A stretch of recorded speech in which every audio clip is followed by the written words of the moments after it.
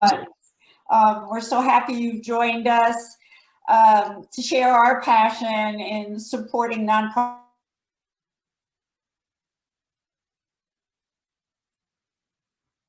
Wait. There we go. Okay. We are recording this session for our records, so if you don't want your image in the recording, please, turn your camera off. But to be honest, we'd love to see all of you, so hopefully you stay connected. And we will keep you muted until we have our open discussion later on in the program. And please use the chat to say hi and let us know. The core team would really appreciate any feedback you guys might have for us, so we keep improving on what we do. And if there are guests here, please say hello, and we welcome all of you. And before we go through the agenda, I want to put out a special thanks to a core team member, Virginia Heineman. Virginia, want to wave to everybody? Everybody sees Virginia. Virginia is our nonprofit focal. And what she does for us, and it starts actually at least 2 months before our events, she contacts the nonprofits and establishes a relationship with them and explains how our processes work, what's to be expected, so we can have a successful event. Her dedication, her time, and her effort is so much appreciated, and she really makes these events successful, and successful for the nonprofits because they're well prepared for what they have to do this evening. So thank you so much, Virginia, for all the work you do for us. 2 thumbs up. Okay, the agenda. So for tonight, the 3 nonprofits will present. They each have 8 minutes to make their presentation, and then there's 4 minutes of questions and answers. If you have questions, though, we will be using the chat during this, so the mic, everyone's mic will still be muted. So please put your questions in the chat, and Lynette will take us through the questions, and Naomi's going to be our timer. So each nonprofit, again, gets 8 minutes for the presentation and then 4 minutes for questions and answers. Following that, Naomi, our core team member, is going to lead us through a group discussion, depending on how much time we have. And then Lynette will use one of her famous, fabulous hats and select the 3 nonprofits for our next event, which is in May. And then we'll have some closing remarks. I'll talk about voting and how that works for everybody. So moving right along, let's introduce Dominic Davis from Community Passageways.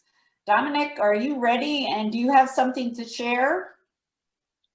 Yes, I'm always ready to share. Thanks for introducing me, and thanks for having me, everybody. I'm honored, and I'm also excited about sharing the work that we do at Community Passageways with you guys and in your organization.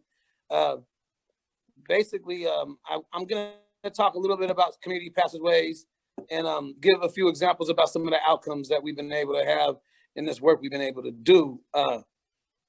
I struggle with where to start at because, I wanted to go back into how Community Passageways came into existence. I want to talk about how we've been able to progress and grow in the last 4 years into where we're at now and all that stuff. But then I know I only got 8 minutes.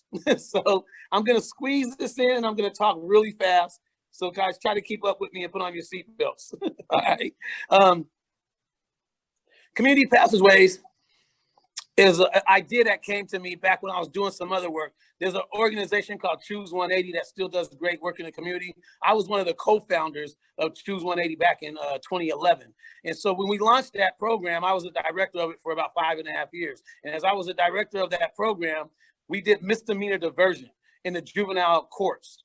We diverted over 3,000 misdemeanors out of the juvenile courts in like 5.5 years. And so those were charges that didn't end up on a whole lot of juvenile records that normally would have.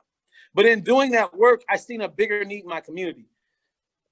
In the community that I'm in, there was that gang violence and gun violence happens quite a bit. And so in this year, around 2015, going into 2016, there was just rash of violence that hit our community. And so a lot of young people were murdered in a short period of time. I think we had 30 plus murders in a matter of like 4 or 5 months. And so I was doing a lot of eulogies. I was at a lot of funerals. You know, I'm tied into this community, so I know all the families and young people. And so it was really driving me crazy that I'm doing this misdemeanor diversion program, but we're really not making a difference in the young people that are committing more serious offenses, that have more serious issues in the streets and in the community. So I said, okay, I need to create something that will address young people. If we can divert misdemeanor crimes for juveniles out of the system, how come we can't divert felony crimes out of the system for young people, for juveniles? They deserve a second chance just like any other juvenile. They're the same type of kids. They're all children, right? Some just make more serious decisions or mistakes than others do, but they still are children, and they still deserve an opportunity to get help, to be able to get services and resources, and be able to provide some leadership and guidance to move themselves out of that direction that they were going down and take them down a different path. And so when I presented that, I wasn't getting a lot of buy-in, but eventually, you know, I don't take no for an answer. I kept pushing, and eventually I was able to get some buy-in from one of the top prosecutors, gave me a young man that was facing a few felonies, looking at some prison time, 15 years old. Next thing I know, I was like, okay, let's go to work with you, young man. Young man hadn't been in school for over 1.5 years, 2 years, got him back in school. I went and fought the district to make them lift the expulsion off and let him back in school. Got him back in school. I said, look, I'm going to pay you to go to class. If you go to school for these next 2 weeks, and I don't care if you make it to all your classes or not, go to school and go to at least a few of your classes. And if you do that, I'm going to give you $100. He's like, you're going to pay me to go to school? I said, I sure am. So he went to school for the first week he went to school, he went to like 1 or 2 classes for the first couple of days.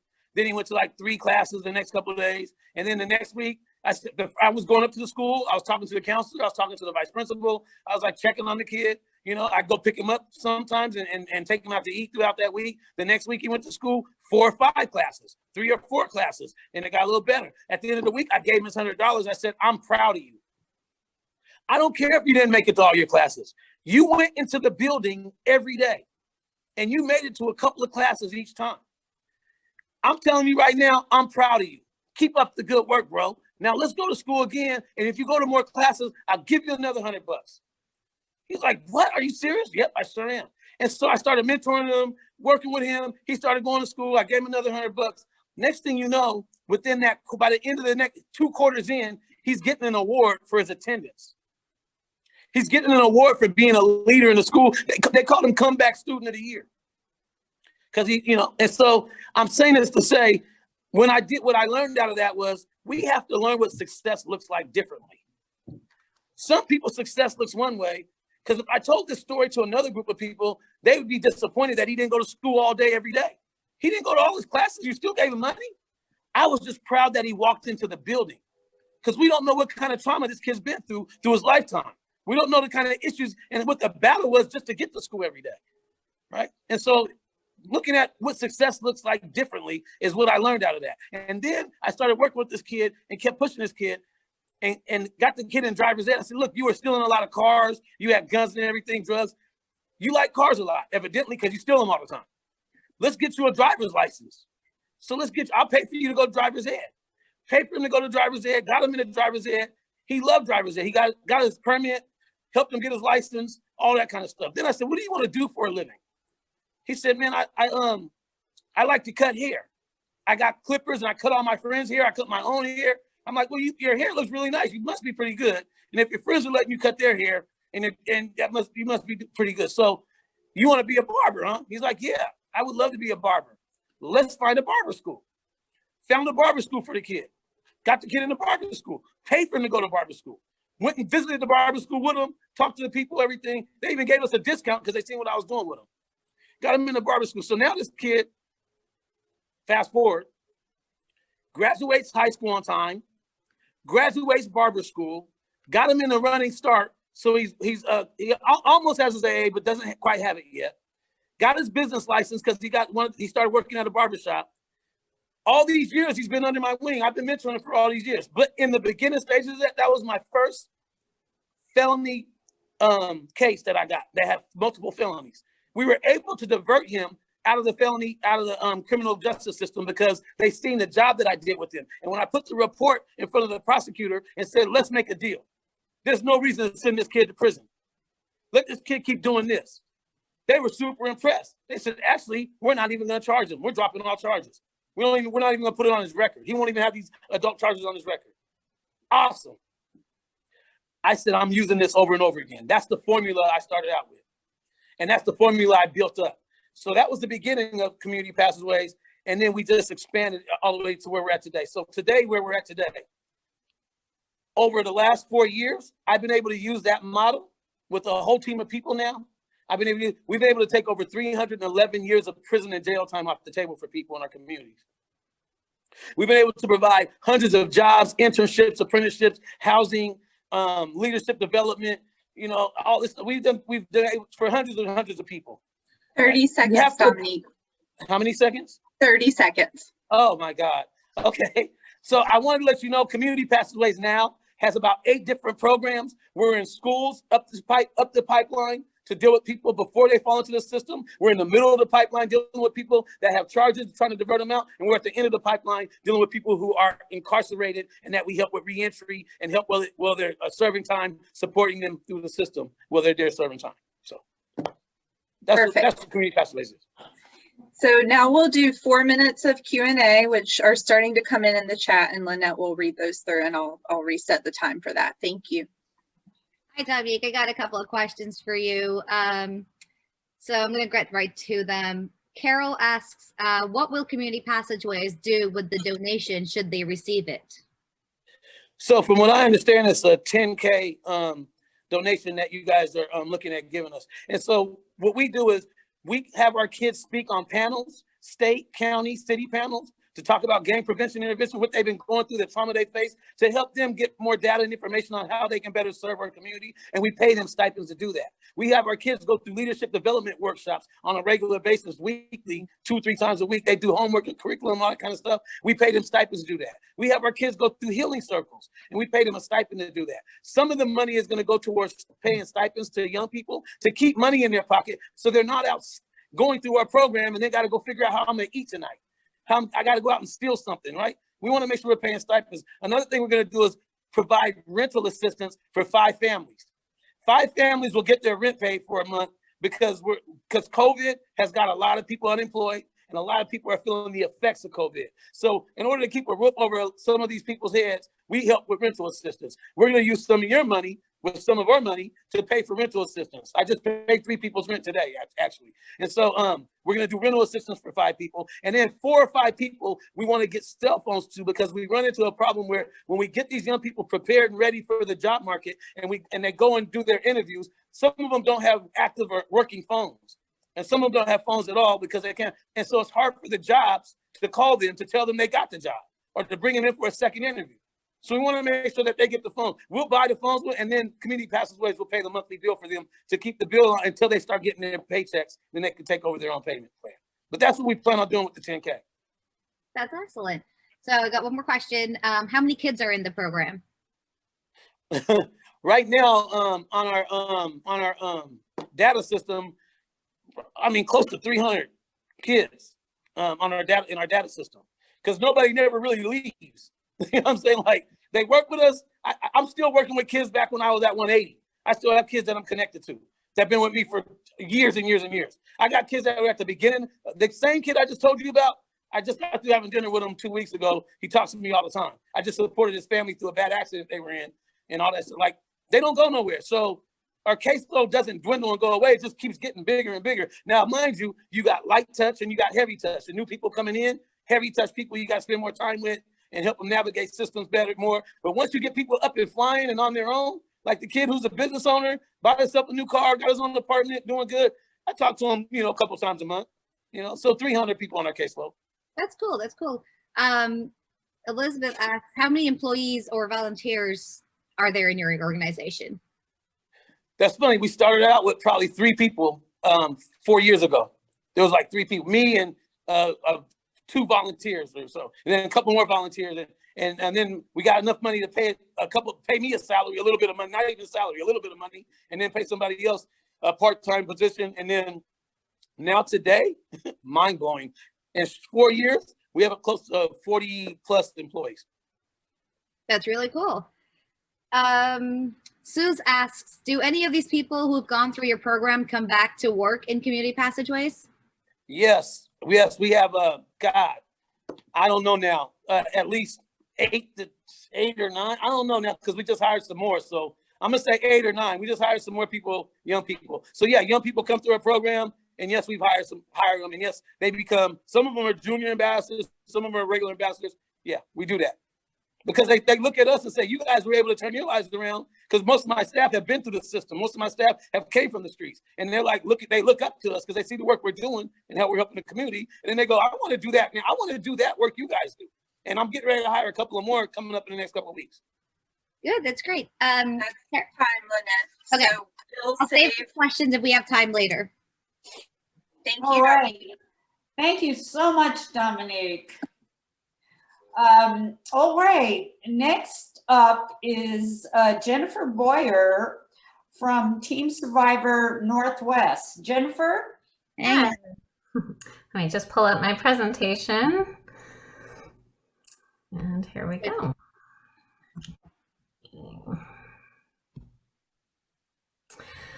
So thank you, first of all, so much for having me today. I love what your organization does, and I've already enjoyed hearing from Dominique and the great work he's doing. My name is Jennifer Boyer. I'm the Executive Director of Team Survivor Northwest, and this evening I'll give you a quick look at what we do for women in the greater Seattle area and some of the impact we could make with the power of your donation. So I'm guessing when you see this photo of some of our triathletes, the first word to come to your mind is not cancer or sick or vulnerable or victim. It may be instead healthy or empowered or joy or friendship. And that's the beauty and the inspiration that I'm going to present to you today.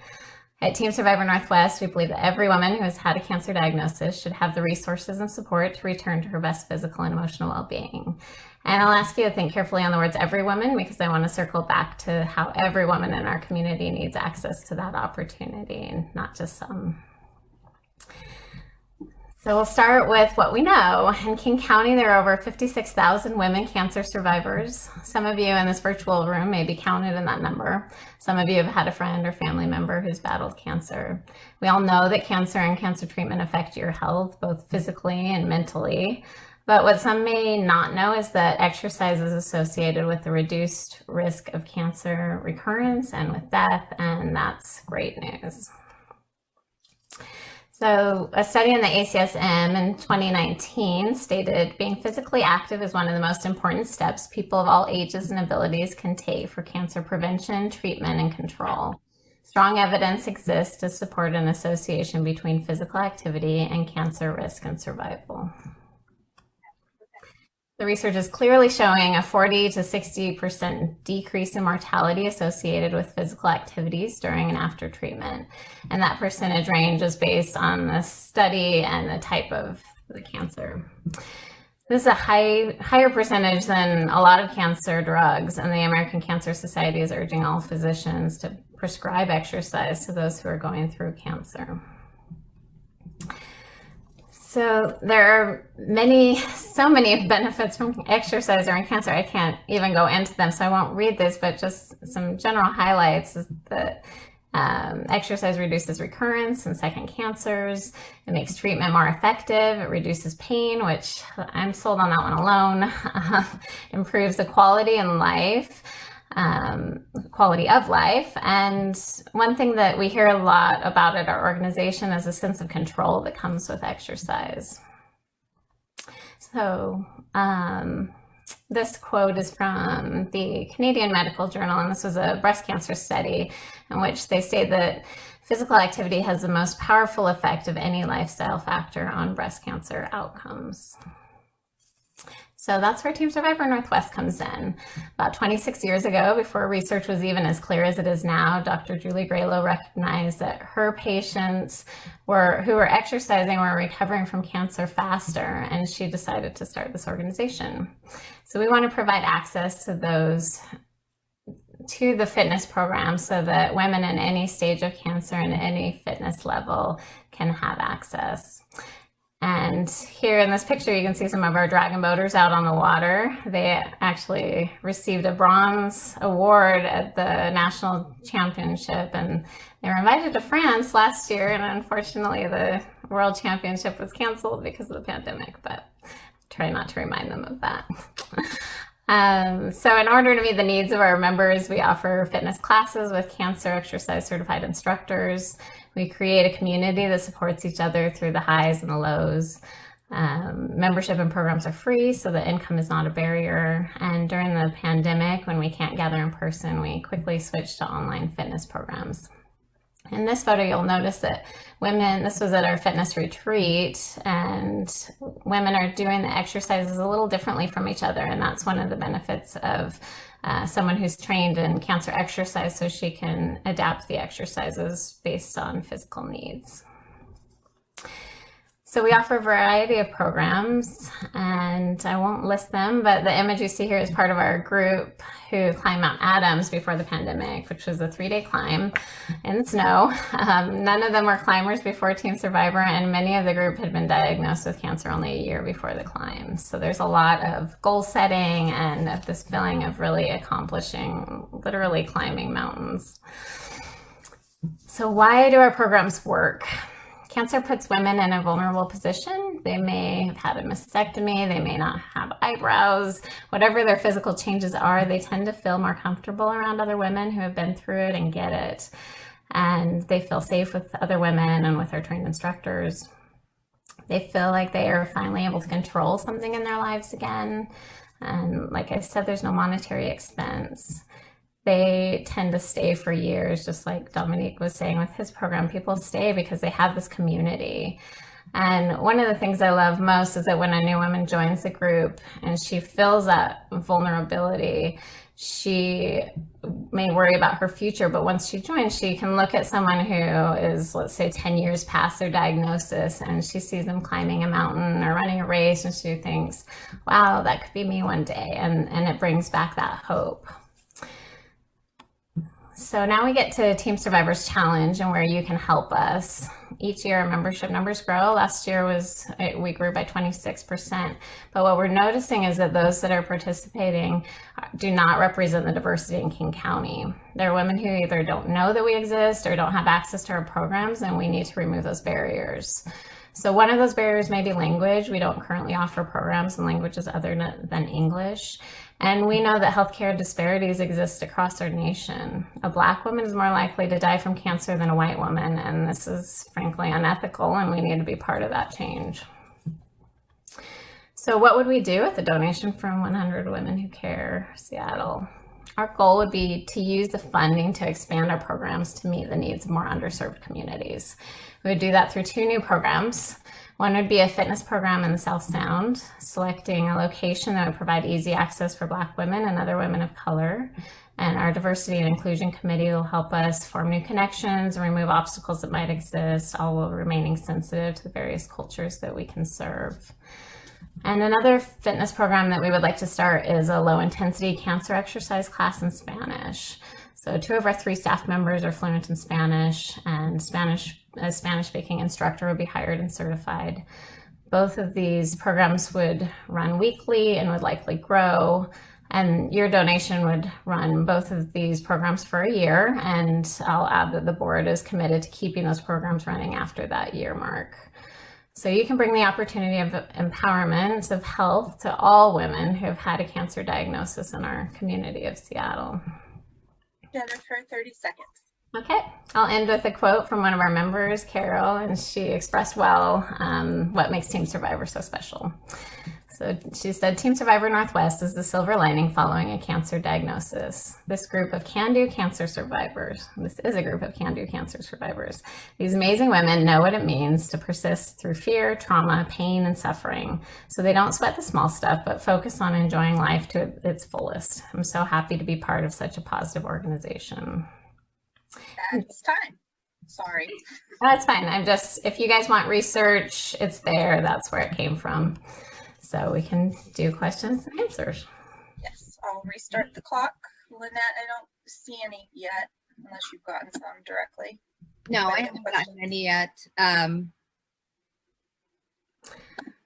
I saw some questions that went to Dominique that maybe you might have for us too. We have a staff of just 3 because we have a lot of volunteers, and then we pay our instructors, but they're contracted. What other questions did I see? Oh, we have the last membership number check we had 495 women who are currently participating in our program. They're starting to come through. Okay. So I got a question from Melissa. Do members also have the opportunity to volunteer as well? Yes, definitely. And that's what we really see. A lot of our programs are completely volunteer led by members. That's great. Karen asks, what is the budget of your organization, or how large is it? Yeah, so I answer the question of how many members we serve, and membership is free. And our budget, it's all donation based, and we collect about 250,000. Well, last year was 250,000. The year before was a little bit higher because of the pandemic. So I think we're up to 350,000, which was our highest year. That's great. So she also asks, what are your funding sources? It's all, we have a lot of small individuals. So the members themselves who are able to donate because they believe in it and they want to see things keep going. And we get some small sponsorships for things like our gala, but our gala is our event that brings in the most. It brings in half of our donations. And then we do smaller fundraisers, but it's all, we really have a lot of donors giving a small amount. So we don't have as many large donors as that's one of our goals, is to build up that. Dominique actually asks, how do you do outreach in the BIPOC communities? So so for example, one of our board members is from Ethiopia. So we have been working with the Columbia City community, which has a large Ethiopian community. And so having people on our board through our physician committee, so we have an advisory board as well, and they connect us with people who are in those communities who can say, oh, this is the community center you should chat with, or it's a great network, but we still realize that we're missing some of those. And so that's why we need to go further south and offer options in different languages, because we realize that whatever we're doing is not enough right now. Wow, that's really cool. Okay, I think, yeah, those are all the questions I have so far. You're probably within time. Okay. If you want 45 more seconds, Jennifer, you're entitled to them. Well, in those 45 seconds, I'll just tell you the story about Nina really quick. She's the picture here. She didn't know what a triathlon was when she was 56 and she was diagnosed with cancer, but she joined Team Survivor and said, I'll try it out. And last year she turned 75 and did her 75th triathlon. So I love these. Every woman has her story and they're all inspirational. Wow. Oh my gosh, wow. Thank you for sharing that. Yeah, I saw that. Well, thank you for your time. Thank you so much, Jennifer. And next is Ashley House. Ken Maz and Beth Ann Johnson are presenters. Hi, my name is Beth Ann Johnson, and I am the Director of Donor Relations and Grants for Ashley House. Ashley House was founded in 1989, and it provides compassionate care for medically fragile children. And when I look at the kids that we care for, I think how scared I was to take my own child home that first day from the hospital, because it's hard. You've got that tiny little baby and they have so many needs. The kids we care for come with additional needs. If you've changed a diaper on a wiggling baby, you know it can be challenging, or a toddler. Changing a diaper on a toddler or baby that is wiggling and has a trach tube or a feeding tube can be even more challenging. When we started Ashley House in 1989, it was because there was no program to help parents bridge from hospital to home when they had a medically fragile child. Many of these kids have complex medical needs. And initially, doctors, well, the story Steve tells is how his son was sent home with him and his wife from the hospital. Steve is our board chair. And he has Church syndrome. And that means he has multiple medical problems. And they taught Steve and his wife how to put in a feeding tube. And when they could each successfully do it twice, they were ready to go home. I don't know if I would have been brave enough to take my child home under those circumstances. Steve and his wife were blessed with employers that worked with them to help them work their hours out. They knew how to access other help, but they recognized there were a lot of parents that didn't have that help. And so that's how Ashley House kind of came into being. In the 32 years that we have been in business, we have helped over 900 children and their families by providing that compassionate care in a home-like setting. Now we're taking things a step further. We've been talking to Seattle Children's Hospital and Mary Bridge in Tacoma for quite some time, and recognized that there was a missing piece to the puzzle, a need for a skilled nursing center that worked specifically with pediatric patients. And so we will be opening, we're very excited about this, the state's first pediatric skilled nursing center later this year in Shoreline.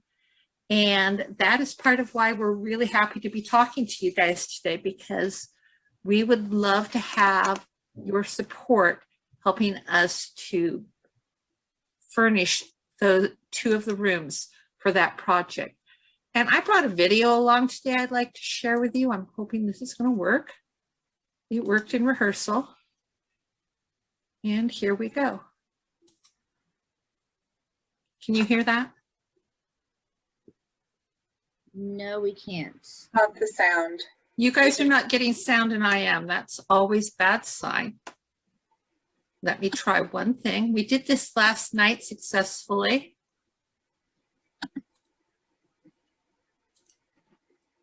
Video settings. Not that video setting. Ken, do you want to talk for a moment while I see if I can fix this? This is Ken Mays, our executive director. Sure, I'll be glad to. So what Beth is trying to show you is a video of our new program called Bridges to Home. And this is a program that will be focused primarily on transition, moving kids from the hospital to home. There are approximately 25 kids at any one time in Seattle Children's Hospital that are ready to go home from a medical perspective, but just haven't been able to go home because the family is in need of help to make that happen.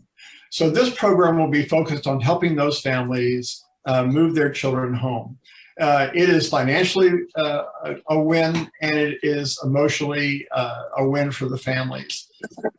For a child to be in Seattle Children's Hospital, it costs anywhere from $5,000 to $40,000 a day. Our program will be able to serve these kids for about $1,000 a day. All of the kids that come to Ashley House and who have come to Ashley House for 32 years have the most serious and complicated medical issues. some as a result of birth defects, some as a result of disease, some as a result of injury, and some as a result of abuse at the hands of their parents.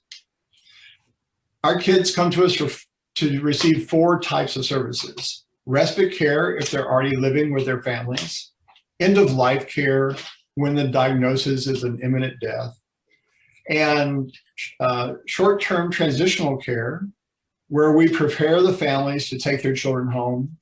And that's the focus of the Bridges to Home program. And then also long-term care. We have a young man that's been with us since he was 9 months old, and he just turned 21. We are his family, and he is very much family to us.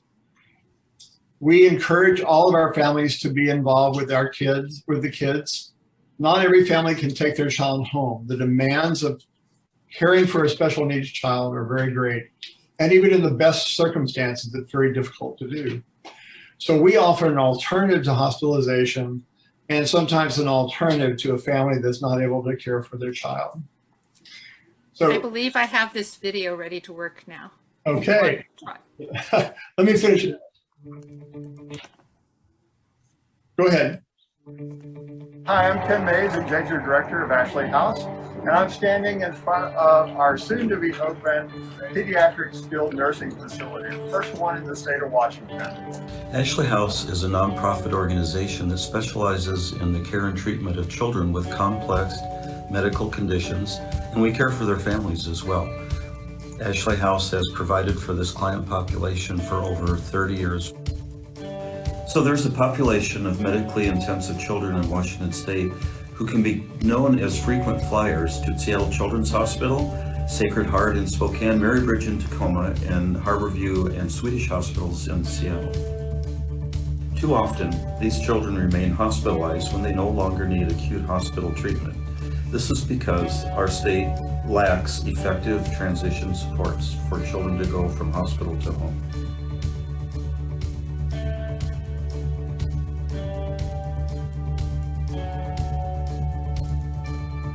Need to give the 30-second warning, sorry. The mission is for us to be able to create an environment where we can transition children safely from hospital to home.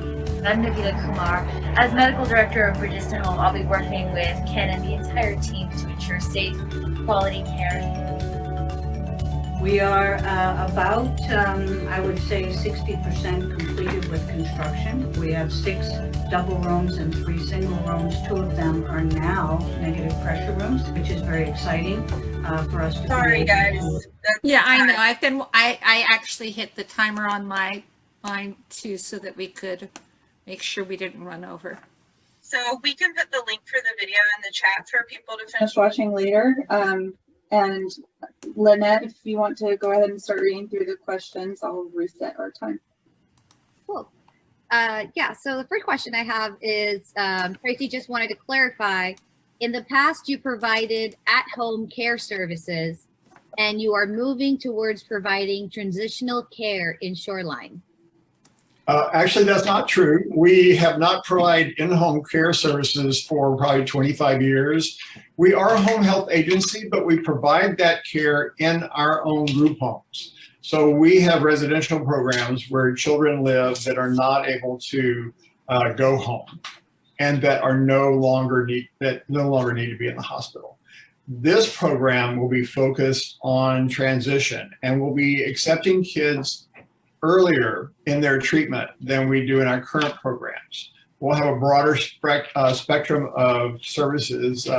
We'll be doing IV drug therapies, working with transplant patients, craniofacial surgeries, spinal surgeries. We'll have trach-invented patients, and they'll be finishing up their treatments, and then we'll stabilize them, teach the families how to care for them, and get them home. Cool, thank you. Yeah. Carol asked, do you have corporate sponsors? If so, who? Beth Ann, we have had some success this last year getting some corporate sponsors, so we should share that. Yeah, we've had corporate sponsorship from Molina. We have in the past had sponsorship from Multicare, not for this particular project. good thing I have my list right here. Banner Bank has sponsored us. Cafe Duarte, Thrivent Financial, and Tacoma Screw Products have all been sponsors of the organization. And they're overall sponsors for our fundraising events. We do not have specific sponsors for this project, although Seattle Children's Hospital has thrown some financial support toward it. Cool. Carol also asked, what is your annual budget? Our annual budget is about $9.2 million. And the Shoreline project itself will be between $4 and $5 million.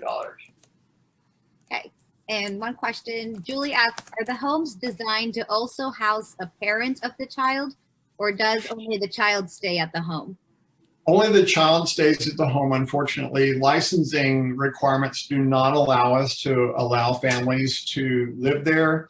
They can come in for overnight training, and if someone's coming from out of the area to a visit, we will allow them to stay overnight, but they're not allowed to live there.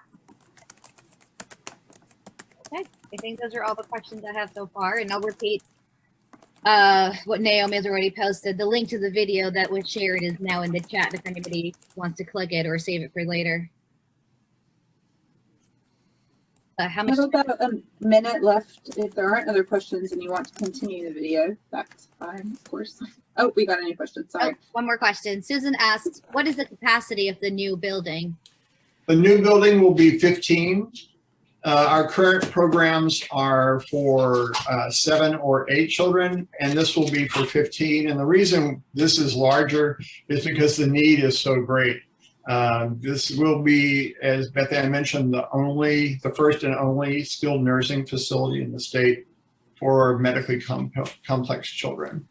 And it's worth noting that those 15 kids aren't going to be staying there long term. These are kids that, for the most part, are going to be with us weeks or months. So we'll see between 45 and 60 kids a year at this facility. And social workers and clinical staff will follow them home with support when they leave. That it can mention the $5,000 a day figure that it can cost to keep one of these kids in the hospital. If we save just one day for each 45 children, we're saving $250,000 in extra medical costs for the community. Thank you, Beth. That is time. So we now are going to move into the Q&A with our, I think we have like 5 minutes we can spend now for any additional questions that weren't answered that were submitted in the chat. Lynette, I have that list if you don't have it handy. There are just 3, I think, right now. And then once we've gone through those, we'll allow you, our members, to just turn on your microphones and ask questions directly to help move things faster. Try to be respectful of each other. Don't hog the mic, share the spotlight with each other. If we hear anything racist, sexist, homophobic, or otherwise offensive, we'll mute you and kick you out. I don't expect that to be a problem, but just know the rules up front. So, Lynette, do you want me to read through those leftover questions? I did make a list of them, but if I missed one, let me know. Okay, go ahead. So the first question that we have was for the Community Passageways team. The question they asked was, how many kids go to college or post-high school studies? So over the years, I kind of lost count. I don't have that data in front of me, but can I just talk about just this past year in 2020 going into 2021 with the cohort of kids that we have right now? We have easily graduated out of, and these are kids, and I'm gonna give you a number of kids that were facing criminal offenses and that we helped navigate getting back into school and also provided some tutoring of some sorts and provided resources for. Right now in 2021, probably 8 to 10 kids easily that graduated high school, and then we have a couple of them getting ready to take SATs to go to college, and there's a few that are already gone to college that play sports that are college for football or track or whatsoever. So, and we supported them through their process. But then, as a whole, we have programs in alternative schools and one middle school. And a program in our alternative schools have helped many kids graduate through the processes we take them through and through the support we supported them. And I don't know the numbers on the kids that we work with in the schools, in our school programming yet. But I mean, I can pull those numbers. I didn't come prepared to answer that question and have those numbers in front of me. But yeah, that's one of our goals, is to help people get to college. The kids that want to get to college, that want to go on to secondary level education, we support that. We've paid for laptops. We pay for plane tickets. We pay for kids to have clothes to go to school with. We supported them in many ways to go to college. Okay. I wish we had a college scholarship fund, but we don't. That's cool. The other question for you again, Dominique, do all the kids get referred from court? No, about 60+% do come from probation officers, defense attorneys, and now we've done such a good job. Prosecutors and even judges from the bench have ruled for kids to come work with community passageways. But most 40% or plus come from the community, grandmas, aunties, and then a big chunk of moms and dads. But a big chunk comes from the young people that we serve and that we help out. They get their friends, and they bring their friends in and their relatives in and ask us to help them too. Cool. There's a question that was left for Ashley House. Is your mission to care for kids or educate family? It's actually both. We do provide direct care for children. We employ nurses and nurses' aides. And for those families who can't take their children home, they stay with us long term. But we also educate the families and teach them how to care for their kids. So those who can take their children home can do so and competently care for them. Sure. And then there's definitely more questions for Community Passageway. There's been one that showed up that says, can Marianne Wong introduce herself and let us know what her role is in Community Passageways? Hello, Marianne Wong. I'm the Director of Development. So I'm here just to support Dom and to see if there's any to-do items. I will do them and get it to you. So that's mostly my role here. Cool, thank you. He's my boss. And then there's one more question for Community Passageways. They asked, what is the racial breakdown, both of employees and of program participants? 97% of our employees are people of color, all different races, but mostly all people of color. I'll say 96% is people of color. And then the breakdown, what was the second part of that question? And your program participants, the racial breakdown. Yeah, 95% of them are Black and brown, from the Black and brown communities. And then we don't get a lot of referrals for Asian. We get a small portion of the white population, and we get a pretty decent portion of the Latino, Hispanic population. But the majority of are Black and brown and even African immigrant population. Cool. There's one more question that's directed at Marianne. How much of the revenue goes to service provision versus overhead? I think right now we're about at 15% overhead. And that's, but we also, I think in COVID, a lot has just been direct pass-through. So I think that might be a little bit lower in this time, but we're hovering right around 15 to 12% is what I would say. Okay, cool. Yep.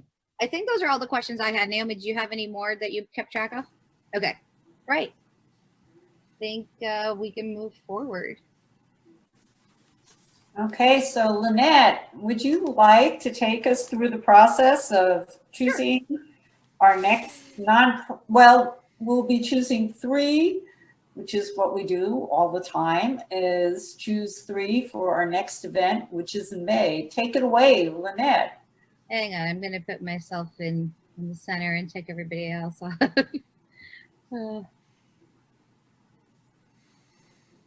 Okay. Hello, everyone. I'm Lynette. So basically, everybody that nominates, all our members that nominates a nonprofit goes into a pool, and I have a spreadsheet going of them. And so far, we're still at, I want to say 89 or 90, no, 93 total charities, nonprofits that we have in there.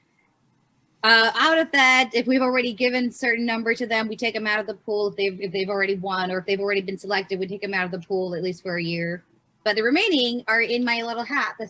I own 47 hats and I like to wear them, and this is one of my hats. But I put, so each of the nonprofits has got a number in the spreadsheet, and so I'm going to just pull numbers out of the hat, and I found my spreadsheet. We can go from there. There it is. You want to make yourself the so we can see you nice and big and look at the hat? I did. She is. Oh, if your viewer's not on speaker, yeah. I did. Did you make me tiny? Here you are. All right. But yeah, so I'll just pick up. I mean, normally if they were meet in person, this hat would go around to members and we'd pick somebody to pick out. But pretend this is you. All right. So that's number 12, which is Bloodworks Northwest. So keep that. I think you rigged that, Lynette. I no longer volunteer with them. I wish I nominated them, though, since I was volunteering with them. And let's pick another one. Number 56, which on my spreadsheet is Puget Sound Honor Flight. I'm not sure exactly the details of what they do, but we'll find out and share it. And then the last one for next week's meeting, 85. And that would be Young Women Empowered. So those are our 3 charities for our 3 nonprofits for our next meeting. Well, thank you, Lynette. Okay. Okay. So I want to thank the nonprofits, Community Passageway, Team Survivor Northwest. Somebody needs to mute. I hear typing going on. And Ashley House, thank you so much for coming and sharing your stories with us. It was fascinating to learn about what you folks are doing, and it's very admirable what you do for our communities. And for our members, the way we handle voting now is that we send out a link via email so that you could choose the nonprofit that you would like to get the majority of our fund. And if you're a guest attending and you'd like to participate, please go to our website and join. That would put you on our email list, and then you'd be able to cast a vote and make your donation. If you have any questions, please do contact us. Our FAQ page has a lot of information about our membership, how things work, how to nominate charities, nonprofits, and so there's lots of information online. And to all of you who've joined us this evening, thank you so much. This has been a wonderful evening, learning lots about the nonprofits. And our next event will be in May. We will continue with our newsletters once a month, and we'll be in touch. Thank you all again. It was, I guess, wow, we still have some time. So let's unmute everybody. And if anybody wants to speak or share something, please do. Any other folks want to share anything? I think they can unmute themselves. Well, if not, I guess I will add one more thing. We did establish an outreach team, and Susan Wood, you want to wave, Susan? She's the focal for our outreach team. And I assisted, and Vicki assisted in trying to reach out to media to write stories about our giving circle. Because when the Seattle Times wrote an article, our membership doubled. And we still have the potential to increase our members, but the news media is not picking up, and not one person responded. We sent out to 13 different news medias. So to spread the word, it's really going to be internal. Members, we really would like if you would reach out for our next event. And remember, you can always invite people as guests. There's no obligation to join. And don't forget that we Hey, all, will you cook that asparagus for me? whoops, mute please. It's in the refrigerator behind my mushroom You let cap. everyone off mute, Paula. You can't stop me. Okay, mute everybody. Don't forget that we have a new membership type called team members. So for people who can't afford a $100 donation for each event, people can form teams, 2 to 4 people, and you share that donation. So philanthropy really can be for everybody. And this is a way for us to reach out to more people. So keep that in mind. Keep talking about us to your friends, families, work cohorts. Spread the word. I think Amanda has a question. Yeah. Okay, Amanda. I was trying to raise my hand and I don't see it, but apparently You got it. Oh, Yep. I see it. No, I was going to ask you, Paula, this idea of trying to expand our membership and trying to get the word out. Are you guys planning on putting any flyers together or anything closer to the time of our next meeting that like people could put up at their workplace or something like that, just to help kind of, you know, I mean, I'm happy to go and talk to people, but sometimes just having things, you know, sitting next to an elevator, a little flyer about this organization and what we do, you know, could be helpful. Yes, thank you. Paula, I'd be Yes, happy to go take ahead, that on. Susan. Hi, I'd be happy to take that on. That would be enjoyable for me to do. I'll make up some colorful flyers and we could do some printing and send them out to those who are interested. Yeah. Yes, If you are interested, please let us know. Go to the 100 Women Seattle at gmail.com and let me know if you want them. I'd hate to make them and have them sit at my house. Well, you know what we can do, Susan, is we can attach them in an email and then Everybody can print them out. Print them up. And, you know, it's helpful. There are some businesses where, you know, they have a bulletin board or something like a Starbucks or something. So there are ways of reaching out. We did have business cards. We still have business cards, but not seeing everybody in person.